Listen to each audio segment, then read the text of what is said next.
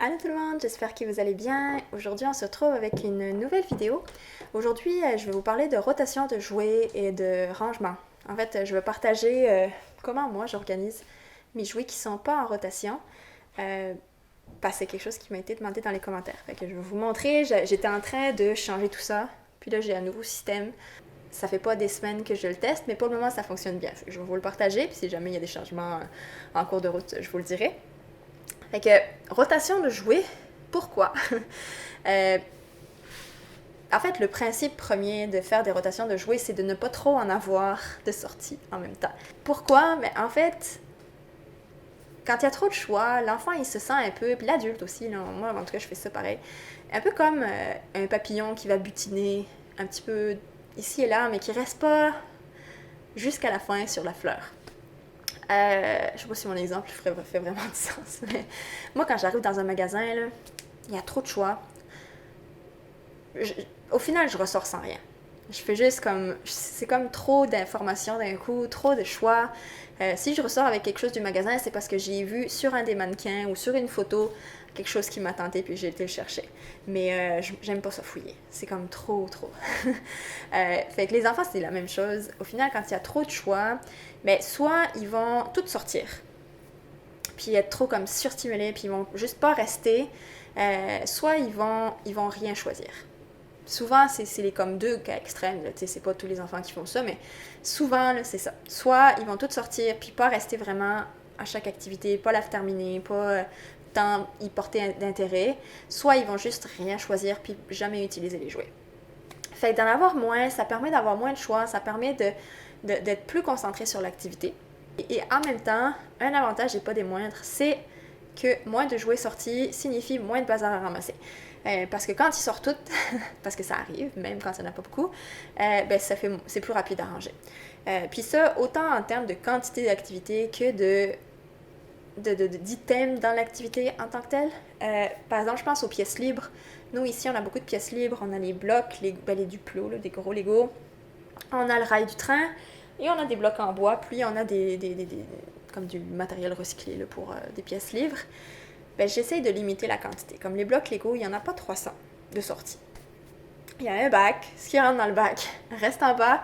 Mais j'achète pas un plus gros bac pour qu'il y en ait plus. Quand ils sont plus vieux, là, c'est différent parce qu'ils veulent plus construire, et en plus, ils veulent garder des constructions déjà faites et ils ont besoin de plus. Mais pour des tout petits, mon garçon, il a 23 mois, il n'en a pas besoin de beaucoup. Donc, c'est ça. Ça permet aussi d'acheter moins de jouets au final parce que tu sais, souvent on va acheter beaucoup de jouets parce qu'un enfant, il va pas les utiliser ou il va plus les utiliser ou ils vont être cassés, il va pas en prendre soin. Quand il y en a moins, ben, on a moins tendance à vouloir en acheter d'autres. Puis l'intérêt d'une rotation, c'est qu'on range des choses puis on les représente à un moment donné. Fait qu'il y a un effet de nouveauté au même titre que si on aurait acheté un nouveau jouet. Fait que ça évite ça. Nous, on fait des rotations avec, mettons, des figurines. Ben là, on a la ferme de sortie, mais on a les animaux de la forêt ou les animaux de la savane qui sont rangés. Mais à un moment donné, comme elle va arrêter d'être intéressée par les animaux de la ferme, je vais sortir les animaux de la savane.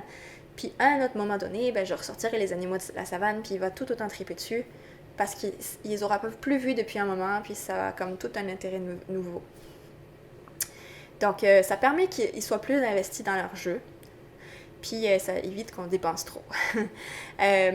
Quand faire la rotation, je sais qu'on va me poser cette question-là, ça dépend vraiment de l'enfant. Ça dépend, en fait, en pédagogie Montessori, on suit vraiment l'enfant, ses besoins, ses intérêts. Fait que je rotationne pas, je sais pas si c'est vraiment un terme, rotationner, je pense que oui, pas sûr. Je fais pas la rotation de toute l'étagère en même temps. J'enlève juste les activités qui n'utilisent plus ou qui a plus trop d'intérêt. Puis celles qui a encore de l'intérêt, je vais les laisser. Je me dis pas à chaque fin de semaine ou à chaque fin de mois, je change tout. Je fais juste enlever certaines choses, amener d'autres activités, puis je le fais vraiment progressivement. Et je pense que c'est bon aussi de pas tout changer d'un coup parce que c'est comme si tous ces repères étaient chamboulés en même temps. Fait que de garder quelques activités qui restent, et qui seront changés un peu plus tard, ben, ça permet de faire en sorte que oui, il y a du nouveau, mais c'est pas tout nouveau. C'est pas surstimulant après, parce que souvent, quand il y a des nouvelles activités, ben là, c'est un peu surstimulant, là, parce que là, c'est nouveau. Donc, moi, je le fais vraiment au feeling. Je le fais vraiment quand Maël, je vois qu'il est plus intéressé par une activité, ben, je le fais pas aux semaines. De toute façon, j'ai pas le temps de faire ça toutes les semaines. Et c'est tout ce que je voulais vous dire. Je vais vous montrer. D'abord, je vais vous emmener dans ma toilette pour vous montrer. J'espère que la qualité de la lumière va être assez bonne. Mais parce que c'est comme pas une pièce où il y a une fenêtre. Fait que c'est moins lumineux. Mais je vais vous montrer comment je range mes jouets. C'est ça. Bon, vous excuserez si jamais la qualité de la vidéo est moins bonne.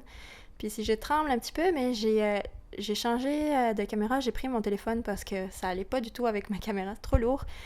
Puis ça tremble trop, là, j'espère que je tremble pas trop. Mais en gros, c'est à ça que ça ressemble. J'ai fait faire des étagères au-dessus de ma toilette. Puis au début, je les utilisais pas pour ça, mais finalement, je me suis rendu compte que c'était beaucoup plus pratique d'avoir les jouets en bas et rangés que tout entassé dans des boîtes en haut. Fait qu'en gros, je vais essayer de bouger un petit peu. En gros, à gauche, j'ai été acheter des boîtes, puis j'ai vraiment tout mis par catégorie.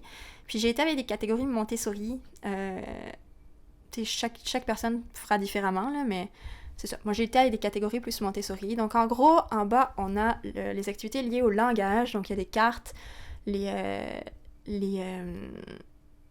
tablettes avec les lettres rugueuses, tout ça. Ici, j'ai les trains. Il n'y a pas vraiment de logique dans comment j'ai mis mes boîtes, là, mais j'ai les trains, les véhicules, les instruments de musique en dessous. Tout ce qui est lié aux mathématiques, là, il n'y a pas grand-chose encore dedans. Tout ce qui est lié au dessin, à la peinture. Au-dessus, c'est des jouets à réparer.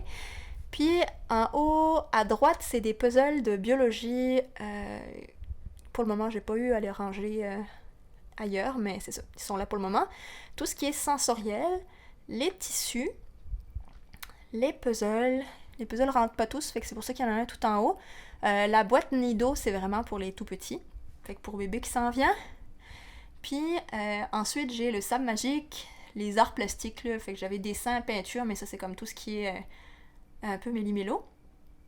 Puis en haut, c'est biologie, géographie. Et là, ici, on voit, c'est là que je mets mes animaux chelés. Donc, Afrique, forêt, ferme. Puis il y a comme un jouet qui rentrait pas. Et à gauche, là, c'est comme du débarras. Fait que c'est ça. J'ai essayé vraiment d'y aller par catégorie. Je trouve ça beaucoup plus facile de ranger comme ça. Plutôt que au début, je laissais tous les jouets dans leur boîte originelle, puis rangés dans des plus grosses boîtes. J'arrivais pas à m'y retrouver. Là, c'est dans des boîtes qui vont être étiquetées. J'ai commencé à faire les étiquettes, mais c'est pas partout. Mais je trouve ça beaucoup plus facile de m'y retrouver. Puis c'est ça, vu que nous, ici, on suit la pédagogie Montessori, j'ai gardé les catégories de Montessori pour m'y retrouver plus facilement. Mais bon, chacun fait comme il veut. Puis, là, pour le moment, j'ai par exemple juste sur le train, mais si je range mes blocs en bois, je vais avoir une boîte avec blocs en bois. Mais pour le moment, elle est tout le temps sortie, fait que j'ai pas eu besoin de les ranger. Mais c'est ça. Fait que c'est tout ce que je voulais vous dire pour aujourd'hui. J'espère que vous avez aimé cette vidéo. Si oui, n'hésitez pas à liker et à vous abonner à ma chaîne aussi si vous ne l'êtes pas encore. Dans le fond, sur ma chaîne, je parle de parentalité bienveillante, de pédagogie alternative, puis tout ce qui a trait de près ou de loin à l'enfance. Donc, si jamais vous voulez être mis au courant des prochaines vidéos, n'hésitez pas à vous abonner. Et si jamais vous avez des questions ou quoi que ce soit, n'hésitez pas à me laisser ça dans les commentaires. Ça me fait toujours plaisir de discuter avec vous. Même si des fois, je n'arrive pas à répondre à tous les commentaires. J'essaie de limiter mon temps sur l'ordinateur en ce moment. Donc, ça se peut que j'arrive pas à répondre à tous les commentaires, mais je les lis tous. Puis si vous avez des questions, je réponds. Donc, c'est ça. On se retrouve dans quelques jours avec une prochaine vidéo. Bye bye!